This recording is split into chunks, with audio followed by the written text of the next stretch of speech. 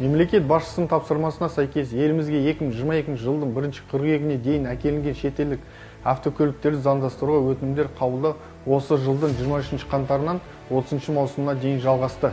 Алайда елімізге 2022 жылдың 1-қыркүйегінен кейін әкелінген көлік құралдары заңдастыруға жатпайды. Жетісу облысы бойынша 2050 мыңнан астам шетелдік автокөлік заңдастырылды. Бір реттік заңдастыруды ескере отырып, автокөлік иелеріне 2023 жылдың 1 шілдесіне дейін заңдастыруға берілген өтінімдер осы жылдың 31 желтоқсанына дейін қарастыратын хабарлаймыз.